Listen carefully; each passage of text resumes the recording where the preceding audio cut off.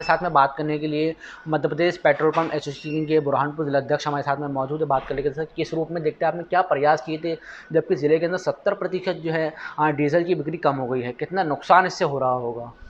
देखिए, मध्य प्रदेश सरकार को ये चीज़ समझ में नहीं आ रही है कि डीज़ल के ऊपर वैट ज़्यादा करने से मध्य प्रदेश सरकार का नुकसान हो रहा है। मध्य प्रदेश भारत के मतलब सेंटर में है। हर गाड़ी जिसको देश में जाना है वो मध्य प्रदेश से होके गुजरती है। और अगर मध्य प्रदेश में वैट कम रहेगा तो यहाँ पे हर गाड़ी वाला फ्यूलिंग कराएगा, भराएगा। इससे मध्य प्रदेश का सेल बढ़ेगा। और अगर वो रेट कम भी करते हैं तो राजस्व को नुकसान नहीं होगा। एक रिपोर्ट होती है गवर्नमेंट की और संस्था की, तो उस रिपोर्ट में ये सब चीज़ों का उल्लेख है कि अगर टैक्सेशन कम किए जाएंगे तो इससे मध्य प्रदेश सरकार को फ़ायदा होगा, जनता को फ़ायदा होगा और गवर्नमेंट का राजस्व का नुकसान नहीं होगा। और इसके लिए हम काफ़ी दिनों से प्रयत्नशील हैं। पूर्व में हम लोगों ने पिछली सरकार जब थी भारतीय जनता पार्टी की, उस टाइम पे भी कोशिश करके हमने कम करवाए थे। अभी कमलनाथ जी की सरकार आई थी तो उस टाइम उन्होंने कुछ डेढ़ दो ढाई रुपये लीटर बढ़ा दिया था। और उसके बाद से हमने उनसे भी संपर्क करने की कोशिश की थी, लेकिन सरकारों के पास वैसे की व्यवस्था नहीं है। अभी भारतीय जनता पार्टी सरकार के शासन में भी हम इन लोगों से काफ़ी संपर्क करते रहे, लेकिन अभी तक ऐसा कोई निर्णय ये लोग नहीं ले पा रहे हैं। जबकि ये एक इकोनॉमिक्स है कि कोई भी चीज़ जिसका रेट कम होता है उसकी बिक्री बढ़ जाती है। 14 से 15,000 करोड़ रुपए का जो लगभग जो है पेट्रोल पंप कंपनियों जो है हमको फ़ायदा हुआ, लेकिन उसके बाद में भी जो है पेट्रोल के या डीजल के जो दाम हैं गिरते हुए नहीं दिख रहे हैं।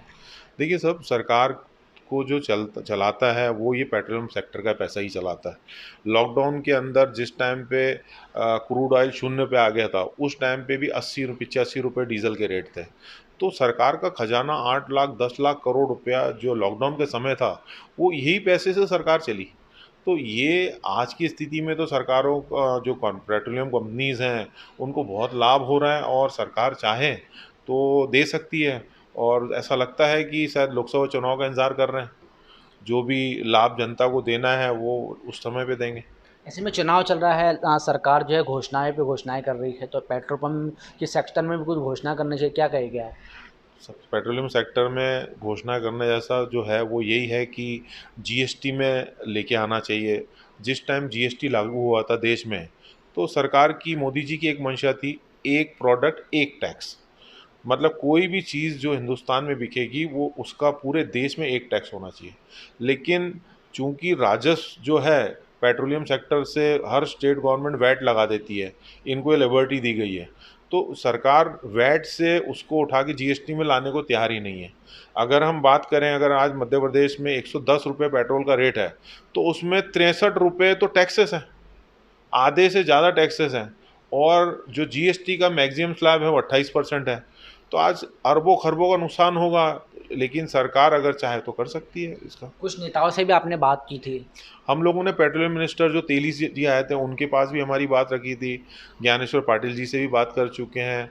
अर्चना दीदी से भी हमने बात की थी। शेरा भैया से बात की है। सब लोगों से, जितने नेता हैं हम लोग सबसे संपर्क कर रहे हैं, उनसे कोशिश करते हैं, लेकिन एज सच कोई कंस्ट्रक्टिव चीज़ नहीं हो पा रही है अभी भी। बहुत बहुत शुक्रिया सर हमसे बात करने के लिए। तो ये रुपेंद्र जी के साहब थे जिनसे हमने बात की है।